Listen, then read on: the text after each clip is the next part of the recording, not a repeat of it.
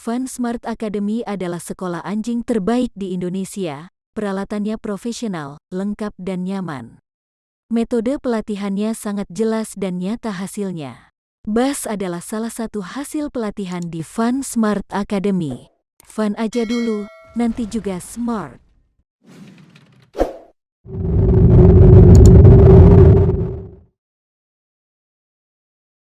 Tamrin di sini, fun aja dulu, nanti juga smart. Nah, ini ada penyerahan piala atlet berbakat, salah satunya khususnya untuk si Jack. Terima kasih. Sama-sama.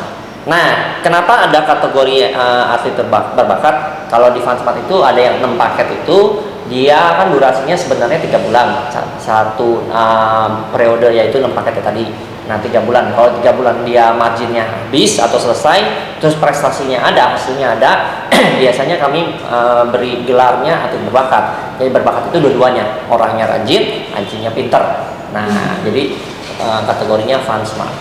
Nah, tapi kalau dia males, walaupun dia ada hasil, tetap dia nggak dapet. Atau balik lagi dia rajin tapi nggak ada hasilnya juga nggak dapet. Jadi mesti compare dua-duanya, rajinnya dapet, hasilnya dapet. Nah, dia dapat atlet berbakat. Habis itu nanti ada kategori atlet terbaik. Nah, atlet terbaik itu kumpulan dari poin-poin lomba di Fancam. Dia paling banyak peringkat 1, dia dapat atlet terbaik namanya. Jadi ada 2 atlet berbakat, dia rajin tapi ada hasilnya. Nah, terus kedua, dia menang kompetisi yang paling banyak di Fancam, itu yang peringkat 1-nya dapat atlet terbaik. Oke, ini seremoninya buat kecilaninya. Oh iya, terima kasih. Sukses. Semoga ya semangatnya terus tidak padam, bisa berguna di Pekanbarunya. Amin. Terima kasih, Oke. Fun Smart. Naik. Nah, ini si Jacknya. Jadi Jack ini latihan di sini 3 bulan. Jadi 6 paketnya dia dihabisin dalam 1 bulan. Nah, dalam 3 bulan ini dia hasilnya bisa lihat di video-video yang lama. Itu banyak banget vlognya di Fun Smart itu. Nah, kita edisi yang kali ini kita cuma bincang-bincang aja. Terus kita nanti sekalian lihat syuting yang sebelum ini. Tadi dia udah ada syutingnya. Nanti kita masukin ke dalam video ini syutingnya yang tadinya. Oke, kita duduk aja. Kita ngobrol-ngobrol dikit aja, ngobrol-ngobrol ringan. Stay. Good. Oke, kalau video yang lama kan kita udah bahas motivasi Cilani latihan, terus mau tujuannya apa, yaitu kan katanya menjadi pelatih di Pekanbaru. Nah, itu intro dikit aja. Siapa tahu ada yang belum nonton yang video yang lamanya. Oke. Jadi awal tertariknya untuk ikut sekolah di sini itu karena waktu saya sebelumnya pernah sekolah grooming, itu ketemu dengan teman-teman komunitas dog lovers, dog parents. Itu mereka rata-rata mengeluhkan persoalan yang sama, orang yang berbeda tapi keluhannya itu mirip, di mana anjingnya itu suka kencing, berak sembarangan, gigit-gigit sembarangan, gonggong-gonggong sembarangan. Itu selalu muncul keluhan seperti itu dari para pemilik anjing. Nah, kemudian ketemu dengan Pak Tamrin, ngobrol-ngobrol dengan Pak Tamrin, dan tanya-tanya tentang Fun Smart. Rupanya itu semua itu bisa dilatih dan bahkan bisa dijadikan skill gitu. Jadi sebenarnya keluhan-keluhan itu bisa diatasin gitu dengan sekolah yang benar. Bahkan yang tadi nakalnya malah jadi positif ya. Iya, jadi skill malah istimewa jadi skill, ya. Betul. Dan saya pengen membagikan ilmu ini kepada para dog lovers yang ada di Pekanbaru supaya semakin banyak anjing-anjing pintar di seluruh Indonesia. Yes. Tujuannya bagus, mulia tuh. Udah, ini bukan mainan. Oke. Sekarang tadi lihat tujuan atau motivasinya untuk dilatih atau punya si Jacknya. Kita lihat yang ininya dulu, suka dukanya lah selama kenal di Fun Smart. Kan hitungannya ini tinggal 2 hari lagi nih di Fun Smart, ya kan? Nah, habis itu nanti menjelajah sendiri di Pekanbaru ya. Nah, semoga ya ini pesan-pesan aja saya, semoga ya tadi semangatnya nggak padam, terus berguna untuk masyarakat, terus semoga ya kita membuat jadi karma baik. Ya, oke, kita lanjut. Nah, suka dukanya ngelatih anjing atau mungkin lebih ke dukanya dulu? Oke, suka duka melatih anjing sendiri atau anjingnya orang nih kok? Ya dua-duanya deh. Dua-duanya. Ya, unik general aja. General aja ya. Kayaknya sih beda sih aku kalau anjing sendiri sama anjing orang ya. Jadi anjing sendiri aja deh. Anjing sendiri. Biar nanti pengalaman anjing sendiri ini, nah bisa dicicipin sama penonton kan. Oh iya ya mesti begini nih, ya gitu. Nah, coba. Kalau melatih anjing saya juga sebenarnya punya latar belakang guru juga ya. Guru apa nih? Guru manusia, guru bahasa Inggris. Ya, guru bahasa Inggris, terus udah berapa tahun pengalamannya jadi gurunya? Jadi gurunya itu sejak lulus kuliah berarti 2009 ya, sampai 2020. Kayaknya ketahuan angkatan deh. Jadi ya, kurang lebih begitu. Ya. Kemudian sekarang belajar untuk menjadi dog trainer. Ya, jadi pertama pasti jadi apa namanya? Ngetrain anjing kita sendiri ya. Kalau ngajar anjing dengan ngajar anak orang itu lain banget sih ya. Oh, iya, pasti. Yang jelas kita mesti tahu teknik-teknik yang tepat supaya si anjing jadi ngerti. Kalau anak orang itu kan dikasih tahu verbal aja dia udah ngerti gitu ya. Tapi kalau anjing itu kan berbeda.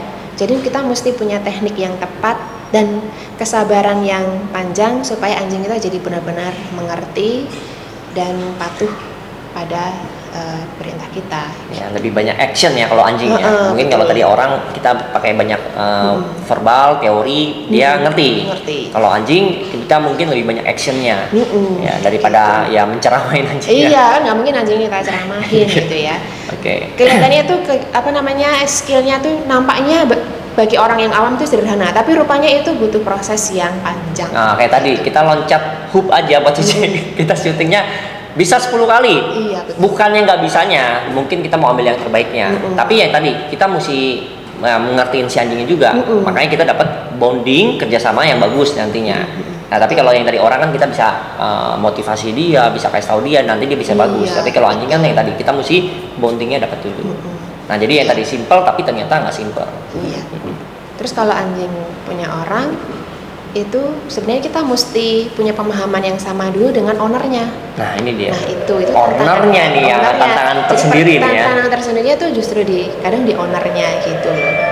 Nah, itu tantangan sih ketika ngajar anjing punya orang lain gitu. Jadi ownernya dulu harus kita seragamkan dulu nih pemahamannya sama kita, karena kalau dia belum belum menerima masukan kita itu agak susah juga gitu. Ya, jadi bedanya kalau kita punya sendiri kan kita udah tahu tujuannya kita, ya kan? Tinggal yang tadi actionnya aja, pengulangannya aja, rajinnya kita aja. Tapi kalau yang tadi ke orang, kita rajin, dianya enggak kan susah juga, pincang.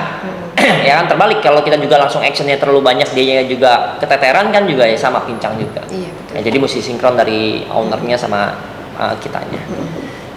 Ya, sukanya dong sekarang. Jadi dukanya. Ya. Sukanya itu kalau sudah berhasil itu kita bangga banget gitu.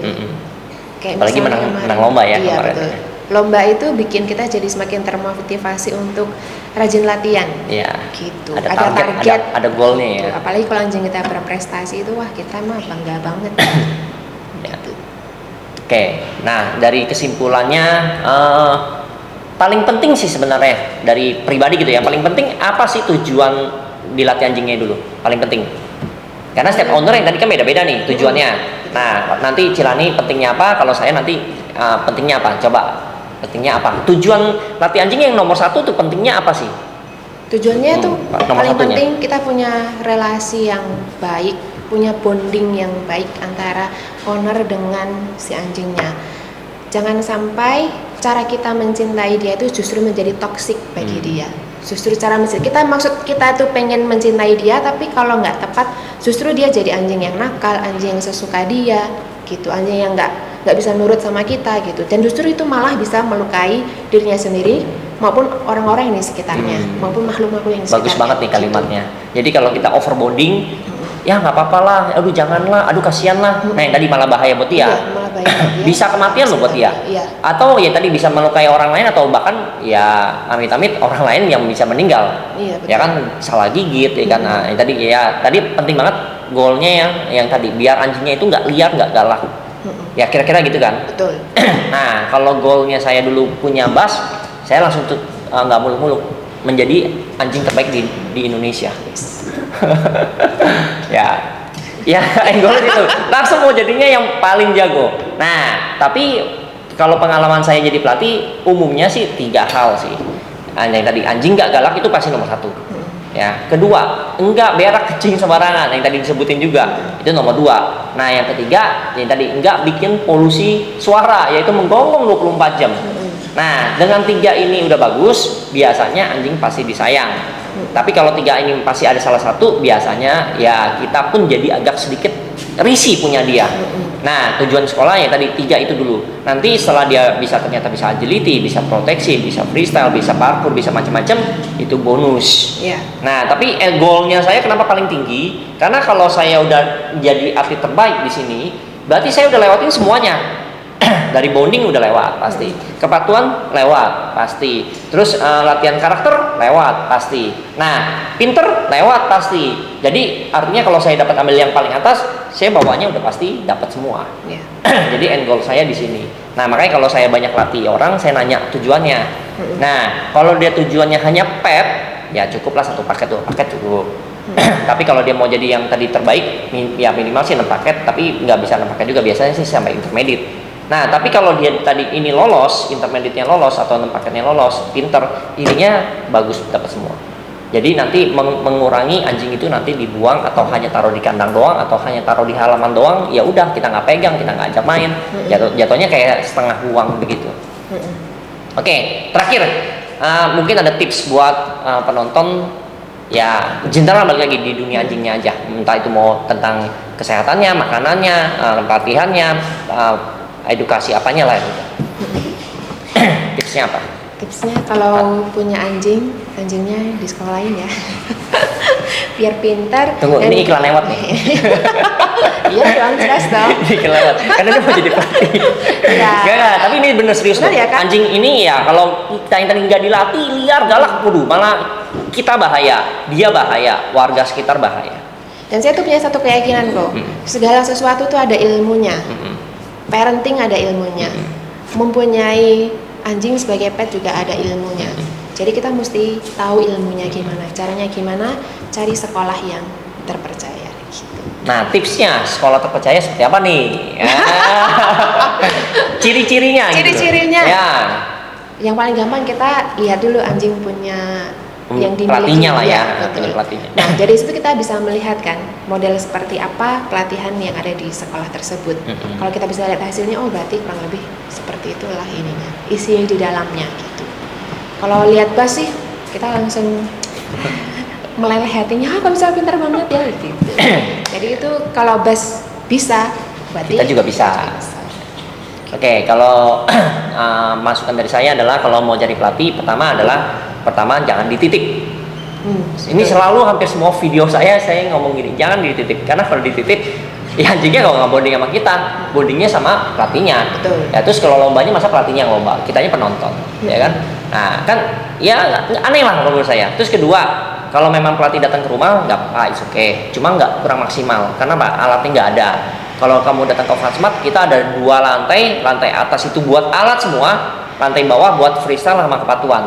Jadi nggak mungkin dong kita yang tadi alat gede-gede di bawah kemana-mana, nggak mungkin. Jadi nggak maksimal, tapi lebih oke daripada dititip. Nah, ketiga, kalau bisa latihnya cari yang nggak main hukuman fisik seperti ini bocor nih nanti suaranya. Ya, jadi ya udah. Yang ketiga, jadi carilah pelatih yang nggak main fisik hukumannya, seperti dengan dipukul, pakai pecut, pakai tongkat, apapun ya, itu nggak boleh. Karena kalau di Fansmart itu tangan kita, alat kita itu nanti jadi freestyle. Nah itu aja 3. Jadi kalau ini 3-nya menurut kita ya, oh udah ini bagus nih pelatihnya, ya itu kita ikut latihan, terus teorinya dijelasin, apa yang kita tanya dijelasin, terus saya tadi prakteknya, oh ternyata jelas banget. Ya itu udah sekolah terbaik buat anjing kita. Ada mau disampaikan lagi? Terima kasih. Sama-sama. Saya belajar. Kita tinggal 2 hari lagi nih. Ya awalnya tuh 3 bulan kayaknya lama banget. Tahu-tahu sekarang tinggal 2 hari lagi. Iya. Nah ternyata hasilnya kan pesat juga. Jadi ngangenin kan? Makanya jangan mesti latih. Jadi kita kangen sama anjing kita juga nantinya. Iya betul. Jadi sekali lagi terima kasih Fansmart secara Sama-sama. khusus Pak Tamrin dan Ci Susi yang sudah memberikan banyak ilmunya. Saya sih berharap ini bukan jadi perpisahan, Iya. tapi justru jadi awal yang baru. Iya, nanti Saya kita masih boleh nanya-nanya kan bisa, ya, udah boleh. konsultasi. Iya. Gitu. Oke, Ya nanti terima bisa kasih. ketemu di lain waktu kan, bisa 2-3 tahun kemudian juga mungkin bisa. Ya, betul. Ya. Oke, sampai ketemu lagi. Yang suka video ini like, yang nggak suka dislike. Bye bye, thank you.